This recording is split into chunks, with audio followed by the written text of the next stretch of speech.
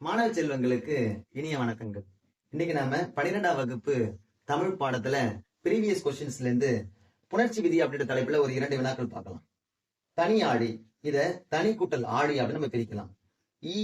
ஐ வழி எவ்வும் அப்படின்ற விதிப்படி இந்த நிலைமொழியீட்டுல ஈயோ ஐயோ வறுமொழியில உயிரெழுத்து வந்துச்சு அப்படின்னா இந்த அப்படின்ற எழுத்து புதுசா உருவாகும். அதன் அடிப்படையில இது தனி கூட்டல் கூட்டல் ஆழி அப்படின்னு புணர்ந்தது. அதுக்கப்புறம் உடல் மேல் உயிர் ஒன்றுவது இயல்பு அப்படின்ற விதிப்படி இந்த ஈயும் ஆவும் சேர்ந்து யாவா மாறுது.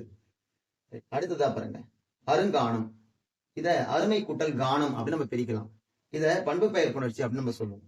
சோ ஈறு போதல் அப்படின்ற விதிப்படி இந்த நிலைமொழியிட்டு இருக்கிற மை கெட்டு அரு கூட்டல் கானமாகவும், வறுமொழியில இருக்கிற இந்த கால இருக்கிற இக்கு அப்படின்ற மெய்யெழுத்துக்கு இனமான இங்கு தோன்றி, அதாவது இனமைகள் அப்படின்ற விதிப்படி இங்க இங்கு தோன்றி அருங்கானம் அப்படின்னு புணர்ந்தது. நன்றி, வணக்கம்.